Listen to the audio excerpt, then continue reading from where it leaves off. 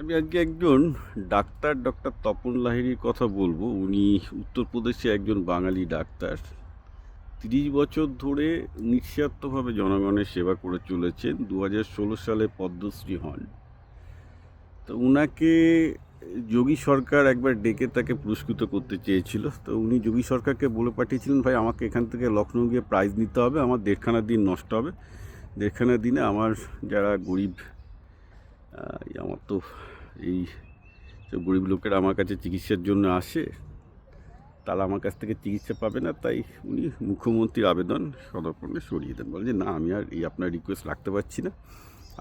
রাষ্ট্রের কাছ থেকে আমার পাওয়ার কিছু নেই, তো আমার যাদেরকে আমি সার্ভ করি, যাদের জন্য আমি বেঁচে আছি, তারা যদি আমার কাছ থেকে পরিষেবা না পায়, তাদের আর কেউ নেই, রাইট? আজ থেকে প্রায় 2500 বছর আগে আলেকজান্ডার ডিওজেনাস নামে একজন দার্শনিকের সাথে এথেন্সে দেখা করতে চেয়েছিলেন। ডিওজেনাস ছিলেন এইরকম এবং তার ফিলোসফিটাই হচ্ছে এইরকম। তো তাকে তিনি আলেকজান্ডারকে বলে পাঠালেন, না, সম্রাটের কাছে যার তার কোনো সময় নেই, তো সম্রাট যেন তার সাথে দেখা করতে আসে। সম্রাট তার সাথে যখন দেখা করতে এসে সম্রাট বললেন যে আপনার জন্য কি করতে পারি, আমি শুনেছি আপনি প্রচণ্ড জ্ঞানী। তখন সম্রাটকে বললেন যে মশাই, আপনি তো দেখতে পাচ্ছেন না, আপনার পেছনে হচ্ছে সূর্য, আমি একটু রোদ পোহাচ্ছিলাম, একটু সরে দাঁড়ান যাতে আমি রোদটা পেতে পারি। আর ডিওজেনাস আলেকজান্ডারকে বলেন, এইটুকু আপনি আমাকে দিতে পারেন।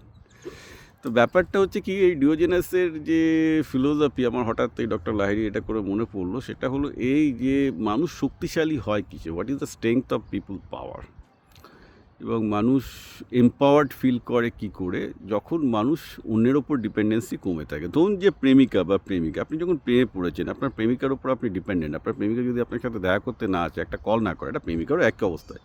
তার বয়ফ্রেন্ড যদি কল না করে, সে তার উপর ডিপেন্ডেন্ট হয়ে গেল ইমোশনালি।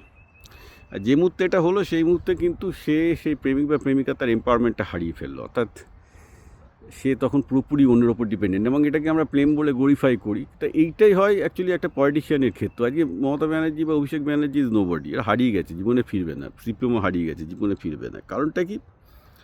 কারণ এরা এদের শক্তির উৎস করে দিয়েছিল একটা পলিটিক্যাল সিস্টেম, যে সিস্টেমটা এদেরকে ইয়ে করবে। এরা নিজেরা কিন্তু ত্যাগের মাধ্যমে এটাকে অর্জন করেনি। অর্থাৎ এরা বলেছিল যে বেসিক্যালি, মানে আপনি যদি ইনওয়ে দেখেন যে অভিষেক বা সিপিএম বা মমতা পুরোপুরি পশ্চিমবঙ্গের পুলিশের ওপর এদের ক্ষমতার ইয়েটা দাঁড়িয়েছিল। নিজেদের ওপর এরা কিন্তু ক্ষমতাটা দাঁড় করানোর চেষ্টা করেনি। হ্যাঁ, যে নিজেদের ভালোবাসা, নিজেদের ভালো কাজ, নিজেদের ভালো কাজটাকে ভিত্তি করে যে আমি এটা করবো, সেটা করেনি। এদের পুরো ফর্মুলাটাই ছিল যে আমি সরকারে থাকলে সরকারি অ্যাডমিনিস্ট্রেশন, সরকারি পুলিশ ইউজ করে ক্ষমতায় থাকবো। So that's how they become power.